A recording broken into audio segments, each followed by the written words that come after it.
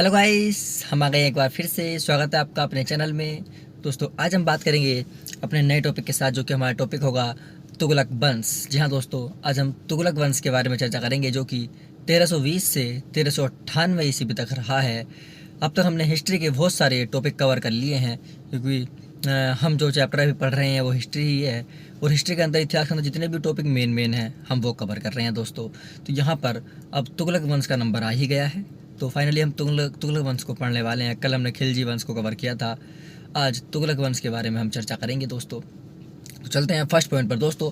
इस वीडियो में अगर ज़्यादा लंबा नहीं करेंगे वीडियो को, जितना कवर हो पाया करेंगे, बाकी इसका सेकंड पार्ट जल्दी ही लेकर के आएंगे हम। इतने आप ये देखिएगा और ये इसको समझिएगा।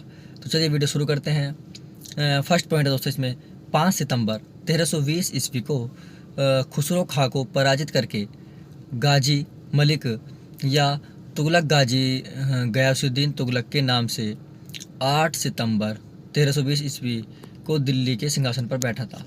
आप समझ गए? दोबारा समझते दोस्तों। 5 सितंबर 1320 को खुसरा खां को इन्हें पराजित किया था, इन्हें हरा दिया था। 5 सितंबर 1320 को हरा दिया।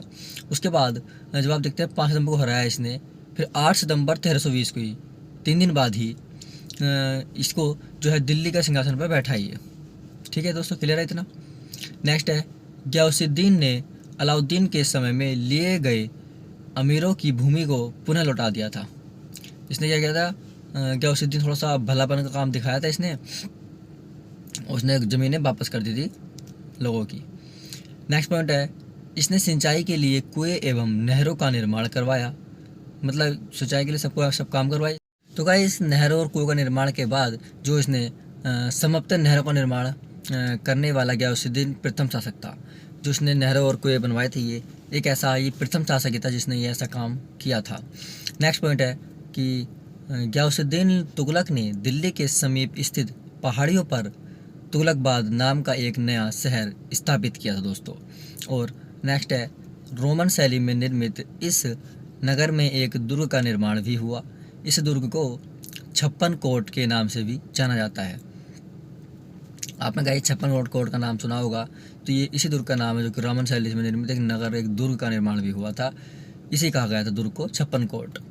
नेक्स्ट पॉइंट है, गयासुद्दीन तुगलक की मृत्यु जो है वो 1325 ईस्वी में बंगाल के अभियान से लौटते समय जूना खां द्वारा निर्मित लकड़ी के महल में दबकर हो गई थी। थोड़ा सा ये याद रखेंगे आप गयासुद्दीन तुगलक के बारे में। 1325 ईस्वी है ये सन इसका, ठीक है। और कहाँ से? बंगाल के अभियान से लौटते हुए, यानी जूना खां द्वारा निर्मित एक लकड़ी का महल था जिसमें दबकर इसकी मृत्यु हो गई थी।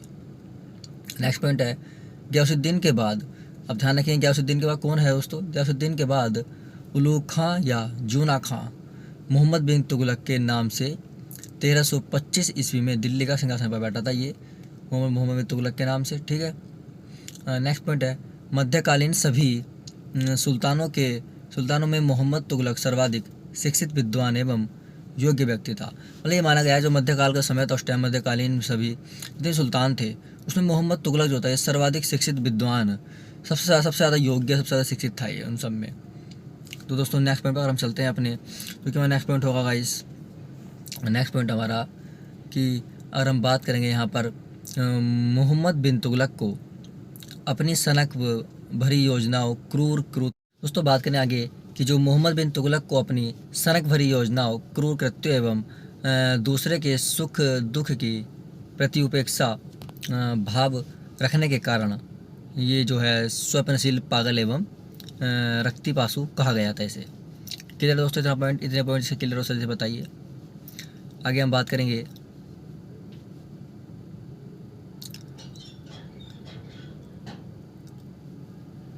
करेंगे मोहम्मद बिन तुगलक ने कृषि के विकास के लिए, थोड़ा सा दोस्तों इंपॉर्टेंट टॉपिक को हम देखते हैं बस।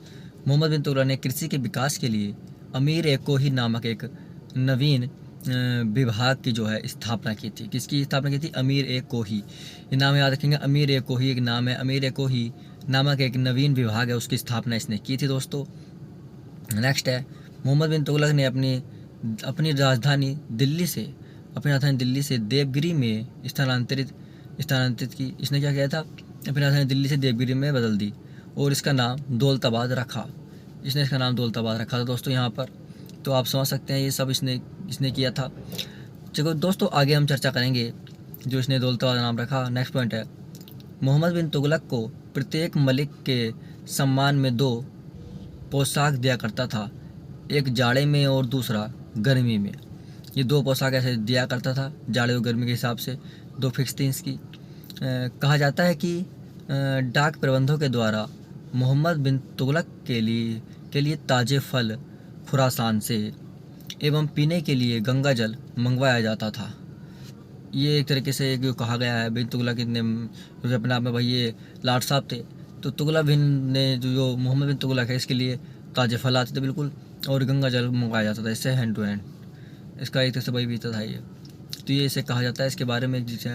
और नेक्स्ट पॉइंट दोस्तों, तो गाइस इसके साथ हम नेक्स्ट पॉइंट पर चलते हैं अपने, जो कि सांकेतिक मुद्रा के अंतर्गत मोहम्मद बिन तुगलक ने कांसा यानी कि फरिश्ता के अनुसार जो है, और फिर तांबा भरने के अनुसार धातु के सिक्के चलवाए थे, और जिनका मूल्य चांदी के रुपए टंका के बराबर होता था। और एडवर्ड थॉमस ने मोहम्मद बिन तुगलक को प्रिंस ऑफ मनियर्स की संज्ञा दी थी। दोस्तों आगे बात करेंगे हम इसमें मोहम्मद बिन तुगलक द्वारा क्रियान्वित क्रम से 4 योजनाएं। हम 4 योजना के बारे में चर्चा करेंगे दोस्तों। नंबर फर्स्ट पर है दोआब क्षेत्र कर वृद्धि, जो कि 1326 से 1327 ईस्वी तक रही। नंबर सेकंड है राजधानी परिवर्तन, जो कि 1326 से 27 ईस्वी तक। नंबर 3 है सांकेतिक मुद्रा का प्रचलन, तो सांकेतिक मुद्रा प्रचलन लगभग 1329 से 1330 तक। और खुरासान एवं कराचिल का अभियान। तो गाइस ये था वीडियो हमारा, जो मैंने इसमें वीडियो थोड़ा कवर किया है तुगलक वंश के बारे में। तो ये इसका फर्स्ट पार्ट हुआ दोस्तों, अभी सेकंड पार्ट बहुत जल्दी लेकर के आएंगे। तब तक दोस्तों आप प्लीज़ वीडियो को प्यार दीजिए। आपका बहुत बहुत शुक्रिया, आपने वीडियो यहाँ तक देखी है। हम आपसे मिलेंगे फिर किसी ऐसी अन्य, जैसे यानी कि इसके सेकंड पार्ट में मिलेंगे, बहुत ही जल्द मिलेंगे दोस्तों। बस आपको इंतजार ज़्यादा नहीं कराएंगे दोस्तों। तब तक के लिए दोस्तों नमस्कार, जय हिंद, और दोस्तों हंसते रहिए और पढ़ते रहिए।